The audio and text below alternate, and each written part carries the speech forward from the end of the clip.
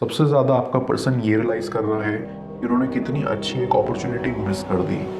उनके पास सब कुछ था पर उन्होंने सब कुछ मिस कर दिया। व्यूअर, आप अपने पर्सन को विजुलाइज करिए और मैं आपके और आपके पर्सन के लिए कार्ड स्प्रेड करता हूँ।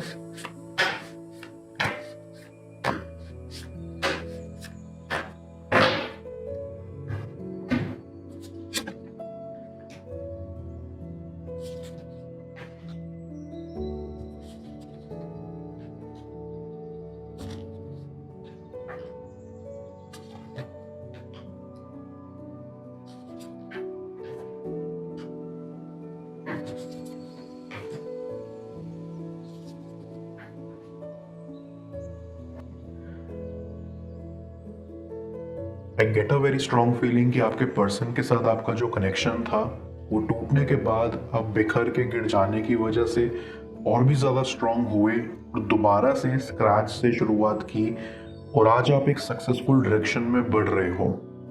हाँ, ये बात सच है कि आपको इस रिलेशन के टूटने का काफ़ी अफसोस है और उस गम को आपने कभी भी अपनी लाइफ में ओवर पावर करने नहीं दिया और यही चीज़ आपकी सबसे ज़्यादा अच्छी है। कुछ लोग ऐसे ही होते हैं कि उनको आप जितना दुख दोगे वो उस दुख से और भी ज़्यादा स्ट्रांगली इमर्ज करेंगे और आप वैसे ही एक इंसान हो और ये जो आपकी क्वालिटी है वो आपको काफ़ी दूर तक लेके जाएगी।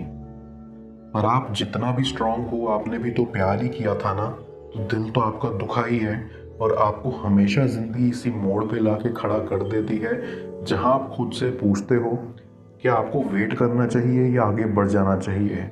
सब कुछ भुलाकर इंसान अपनी ज़िंदगी में अपने पास्ट से सीखता है और गलतियां सुधारता है और आप हमेशा खुद को यही क्वेश्चन करते हो कि क्या आखिर गलती सच्ची में आप ही की थी या किसी और की। आप किस्मत को कोसते हो पर शायद वक्त ही गलत था, यही सब आप सोचते हो, राइट। लेकिन अभी आपको स्ट्रांग रहकर ये फिगर आउट करना है कि आपको क्या करना चाहिए। I also get a strong feeling कि आप और आपके पर्सन के अंदर एक म्यूचुअल रिस्पेक्ट है एक दूसरे के लिए। आप उन्हें जितना रिस्पेक्ट करते हो, जितना उनका केयर करते हो अब तक, वैसा वो भी करते हैं और यही चीज़ सबसे अच्छी है। पर एक रिलेशनशिप को टिकाने के लिए बस रिस्पेक्ट ही काफ़ी नहीं होती। एक रिलेशनशिप में और भी कई सारे फैक्टर्स हैं जो बहुत ज़्यादा मैटर करते हैं, जैसे कि ट्रस्ट, प्यार, केयर, अंडरस्टैंडिंग नेचर एंड बाकी सारी चीज़ें। मैं ये नहीं कह रहा कि आप और आपके पर्सन के बीच में वो प्यार नहीं था, पर वो शायद उतना नहीं था जितना आप डिजर्व करते हो और ये बात आपको बहुत अच्छे से समझ में आती थी। आपको अच्छे से पता था कि आपका पर्सन कहीं और डाइवर्टेड है और आपके ऊपर वो ज़्यादा ध्यान नहीं दे रहे हैं और ये चीज़ आपको काफ़ी चुभती थी। पर आपने जब भी उनसे इस बारे में बात करनी चाहिए तब वो चुप हो जाते थे। तो आपने भी ये सोचा कि जब दूसरा इंसान कोई एफर्ट ही नहीं दे रहा है और इम्पोर्टेंस भी नहीं दे रहा तो इन सब का आखिर मतलब क्या है। आप क्यों बेकार ऐसे पड़े हुए हो। आपने उसी टाइम डिसाइड करा कि आप अपना अटेंशन और एफर्ट्स कहीं और डालोगे जहां आपको रिजल्ट्स मिलें और तभी आपने खुद के फ्यूचर, काम एंड करियर पे फोकस करा और इसीलिए आज आप सक्सेस की तरफ बढ़ रहे हो और जिस राह पे आप आगे बढ़ रहे हो वो आपको और भी सक्सेस देगा। सबसे अच्छी बात यही है कि आपका ये डिसीजन आपका पर्सन बहुत रिस्पेक्ट करता है क्योंकि उन्हें अंदाज़ा है कि उनकी वजह से आपको काफ़ी दुख और दर्द सहना पड़ा जिसके आप हकदार नहीं थे। हालांकि आपका पर्सन खुश है कि आप ज़िंदगी में तरक्की कर रहे हो और आगे बढ़ रहे हो, पर उनको इस बात का डर लगा रहता है कि शायद आपने उन्हें भुला दिया है, शायद आप उन्हें कभी वापस नहीं लोगे और आपके मन में उनके लिए जो प्यार था वैसा प्यार दोबारा नहीं होगा। उन्हें यही समझ नहीं आता कि अगर कोई किसी से सच्चे मन से प्यार करे ना तो उसको कभी भुलाया नहीं जा सकता। उनको इस बात का एहसास है कि उनकी वजह से आपको लाइफ में काफ़ी कुछ खोना पड़ा। हालांकि उन्होंने आपको कभी रोक के नहीं रखा था, पर आपने उन्हें काफ़ी अटेंशन दे के रखा था और इस रीज़न से आपको अपने गोल से थोड़ा शिफ्ट करना पड़ा। आपका अटेंशन थोड़ा डाइवर्ट होके उनकी तरफ चला गया था और ये बात उनको खास पसंद नहीं थी। अभी आप ये डिसाइड नहीं कर पा रहे हो कि आपको क्या करना चाहिए इस पॉइंट से, मूव ऑन या वेट। आपको बस एक ही चीज़ रोक रही है और वो है आपके सेकंड थॉट्स। आप बार बार बस यही सोच रहे हो कि आपके पर्सन क्या चाहते हैं, क्या वो आपसे प्यार करते हैं या फिर आपसे उनको बस लगाव था। मैं आपको एक बात बता दूं कि ये बिल्कुल सच है कि आपके पर्सन को आपसे काफ़ी लगाव था और वो आपसे काफ़ी ज़्यादा प्यार भी करते थे और आज भी करते हैं। उनको पता है कि उन्होंने कहाँ कहाँ गलतियाँ की थी और यही रीज़न भी है कि उन्हें उनकी गलतियों का और भी ज़्यादा रियलाइजेशन है। यही रियलाइजेशन उन्हें जैसे आगे बढ़ने के लिए पुश देता है, वैसे ही डिप्रेस भी कर देता है कि उन्होंने अपनी साइड से कमी रखी और आपके साथ ऐसा करा। मैं कार्ड्स को क्लैरिफाई करता हूँ, तब तक आप प्रॉपर एनर्जी एक्सचेंज के लिए इस रीडिंग को लाइक कर दें और पेड रीडिंग के लिए आप मुझे ऊपर दिख रहे व्हाट्सएप नंबर पर अप्रोच कर सकते हैं।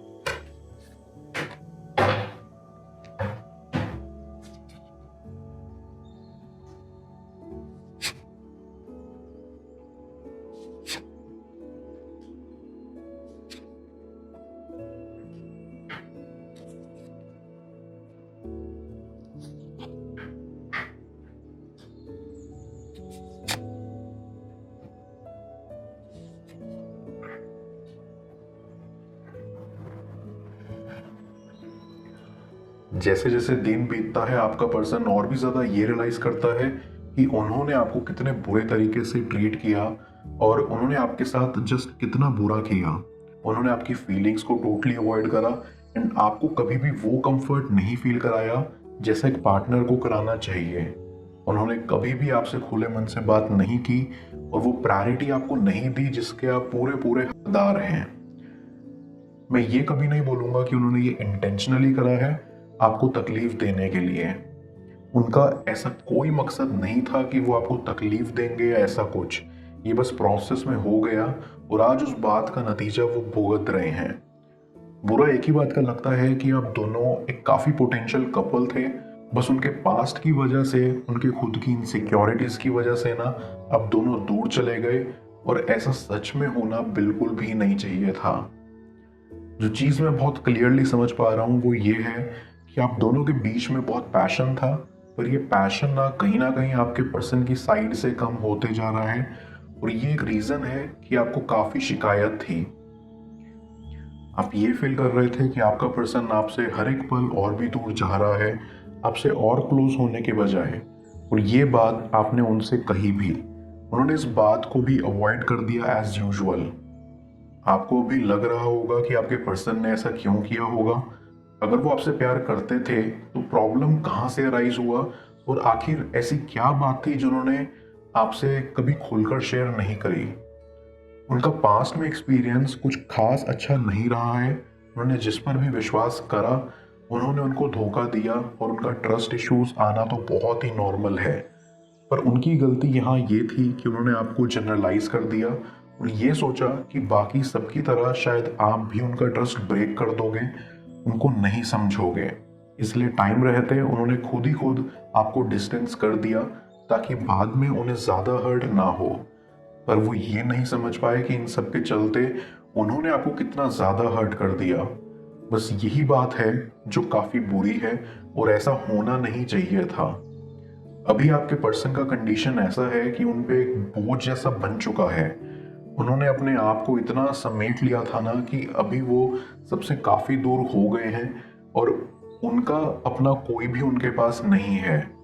वैसे टाइम में आपको रोज़ मिस करते हैं और सोचते हैं कि अगर आप आज उनके साथ होते तो शायद उनको इतना प्रॉब्लम फेस नहीं करना पड़ता, क्योंकि आप उनको मोरल सपोर्ट देने के लिए हमेशा उनके साथ उनके पास रहते।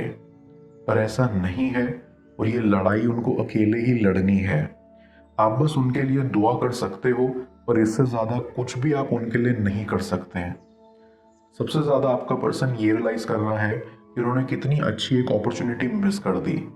उनके पास सब कुछ था पर उन्होंने सब कुछ मिस कर दिया। उनके पास एक चांस आया था एक अच्छे लाइफ पार्टनर को पाने का, एक ऐसे इंसान को अपने पास पाने का जो उनकी हर एक खुशी और हर एक गम में साथ रहे, उनके सुख दुख का सहारा बने। पर वो चांस उन्होंने खो दिया। शायद इस बात का अफसोस उनके मन से कभी ना जाए। मैं समझ सकता हूँ कि आपके दिल पे क्या बीत रही होगी। आप शायद यही सोच रहे होंगे ना कि ऐसा आपके साथ ही क्यों हुआ और आपका पर्सन इतना हर्ट हो रहा है, अपने आप से लड़ाई कर रहा है, ऐसा क्यों? सबसे बड़ी जंग होती है जहां आपको अपने दिल से लड़ना पड़ता है, और आपके पर्सन के साथ भी वही हो रहा है। पर सब ठीक हो जाएगा, आपको बस हौसला रखना है और अपनी लाइफ में और भी आगे जाना है, इन सही वक्त का इंतजार करना है। मैं यूनिवर्स हैज योर बैक की मदद से यूनिवर्स से आपके लिए एडवाइस पूछूंगा। देखते हैं यूनिवर्स आज आपको क्या एडवाइस करना चाह रहा है।